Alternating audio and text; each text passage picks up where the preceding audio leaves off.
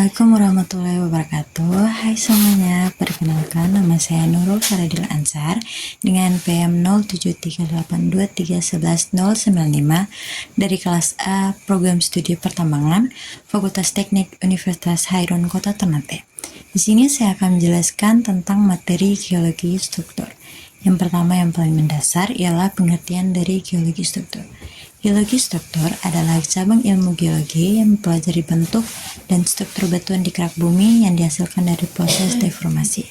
Deformasi sendiri merupakan perubahan bentuk, ukuran, atau volume suatu area di kerak bumi akibat gaya tektonik atau tekanan lain. Deformasi biasanya disebabkan oleh gaya tektonik, yang merupakan gaya yang dihasilkan oleh pergerakan lempeng tektonik. Gaya-gaya ini dapat menyebabkan tekanan kompresional, tekanan geser, atau tekanan tarik yang menyebabkan batuan mengalami perubahan. Adapun jenis-jenis deformasi yaitu yang pertama deformasi elastis, yaitu perubahan bentuk sementara yang dapat kembali ke posisi semula setelah gaya yang menyebabkan deformasi dilepaskan. Yang kedua deformasi plastis, yaitu perubahan bentuk permanen yang terjadi ketika batuan mengalami tekanan yang besar sehingga batuan mulai mengalir atau melipat. Yang ketiga, deformasi getas, perubahan bentuk yang menyebabkan batuan retak atau patah. Selanjutnya, saya akan menjelaskan tentang struktur geologi. Struktur geologi terbagi atas dua, yaitu struktur primer dan struktur sekunder. Struktur primer adalah struktur yang terbentuk bersamaan dengan pembentukan batuan. Struktur primer terdiri atas struktur batuan beku, masif, skoria, amigdolida. Kedua, struktur batuan sedimen, berlapis dan tidak berlapis. Ketiga, struktur batuan metamorf, foliasi, dan non-foliasi. 4. Struktur kekar akibat pendinginan magma, columnar joint, dan setting joint. Selanjutnya adalah struktur sekunder. Struktur sekunder adalah struktur geologi yang dihasilkan oleh deformasi setelah batuan terbentuk. Struktur sekunder terdiri atas kekar, joint, sesar fault, dan lipatan fault. Selanjutnya adalah analisis struktur geologi. Struktur geologi terbagi atas 3. Yang pertama, analisis deskriptif adalah pengenalan ciri-ciri struktur dan pengukuran orientasinya. Yang kedua, analisis kinematik adalah interpretasi gerakan deformasi yang menyebabkan terjadinya struktur. Dan yang ketiga, analisis dinamatik adalah interpretasi forces, stresses, dan mekanika pergerakan deformasi. Manfaat dari analisis struktur geologi adalah sejarah tektonik, lingkungan geologi, dan kejadian deformasi pada suatu daerah, identifikasi potensi bencana, kestabilan suatu kawasan atau geologi teknik pada pekerjaan sipil, jebakan mineral dan hidrokarbon, geohidrologi, pembuangan limbah radioaktif di bawah permukaan, dan lain-lain. Adapun komponen penting dalam deformasi batuan yang pertama, stres atau tegangan, merupakan gaya yang bekerja pada batuan. Yang kedua, strength, yaitu kemampuan material menerima stres tanpa mengalami perubahan. Yang ketiga, strain atau regangan, yaitu deformasi batuan yang disebabkan oleh adanya tegasan. Yang keempat, pengaruh tegasan terhadap batuan tergantung pada cara bekerja atau sifat tegasannya dan sifat fisik batuan yang terkena tegasan. Selanjutnya saya akan menjelaskan tentang kekar dan lipatan. Kekar adalah retakan atau pemesahan pada batuan di mana sisi-sisinya tidak mengalami pergerakan. Kekar sering menjadi jalur fluida dan dapat membentuk urat mineral. Kekar merupakan struktur geologi yang sangat umum dan dapat bervariasi dalam bentuk ukuran dan cara pembentukannya. Kekar dapat diklasifikasikan berdasarkan beberapa faktor, seperti cara pembentukannya, misalnya kekar tarik, kekar jerus, kekar perlapisan, dan arah parahnya. Kekar memiliki peran penting dalam geologi, termasuk sebagai yang pertama jalur fluida.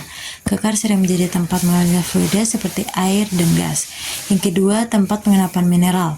Fluida yang mengalir melalui kekar dapat mengendapkan mineral baru membentuk urat atau vein. Yang ketiga, indikator sejarah deformasi tektonik. Kekar dapat memberikan informasi tentang gaya dan arah deformasi batuan. Dan yang terakhir, jalur infiltrasi dan erosi. Kekar dapat mempercepat proses infiltrasi air dan erosi batuan. Selanjutnya saya akan menjelaskan tentang lipatan. Lipatan adalah struktur geologi yang berupa ondulasi atau gelombang pada permukaan batuan yang terbentuk akibat deformasi, khususnya tekanan horizontal maupun vertikal pada lapisan batuan yang semula mendatar. Proses ini menyebabkan lapisan batuan menjadi berkerut, membentuk puncak atau antikline, dan lembah sinkline, serta menghasilkan berbagai kenampangan bumi seperti bukit, lembah, dan pegunungan. Lipatan terbentuk karena gaya-gaya tektonik yang bekerja pada batuan, terutama gaya kompresi yang memperpendek dan menekuk lapisan batuan. Terdapat dua mekanisme utama pembentukan lipatan. Yang pertama, bending atau melengkung. Terjadi jika gaya bekerja tegak lurus terhadap bidang lapisan. Yang kedua, buckling atau melipat. Terjadi jika gaya bekerja sejajar dengan bidang lapisan. Lipatan dapat terbentuk dalam berbagai ukuran, mulai dari lipatan mikroskopis hingga membentuk pegunungan besar. Proses ini umumnya terjadi secara perlahan dalam waktu geologi yang sangat panjang, di bawah tekanan yang suhu tinggi di dalam kerak bumi. Ada beberapa istilah penting dalam lipatan. Yang pertama, antikline, yaitu puncak lipatan membentuk busur ke atas. Yang kedua, sinkline, lembah lipatan membentuk cekungan ke bawah. Ketiga, limb, sayap lipatan. Dan keempat, hinge, titik puncak atau sumbu lipatan. Lipatan memiliki beberapa jenis dan klasifikasinya. Menurut Billing 1986 dan berbagai sumber geologi, lipatan dapat diklasifikasikan berdasarkan bentuk penampang dan kedudukan bidang sumbunya. Antara lain, yang pertama, lipatan simetri, symmetrical fault, yaitu sumbu lipatan tegak, lurus, kedua sayap simetris. Yang kedua, lipatan asimetri, asymmetrical fault, sumbu lipatan miring, kedua sayap tidak simetris. Yang ketiga, lipatan menggantung, overturned fault, sumbu lipatan miring, kedua sayap miring ke arah yang sama.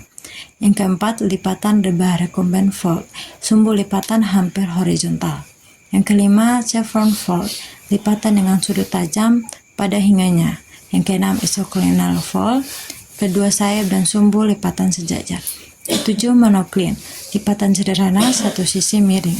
Dan yang terakhir, 8, disharmonic, lipatan yang tidak teratur karena perbedaan bahan penyusun lapisan.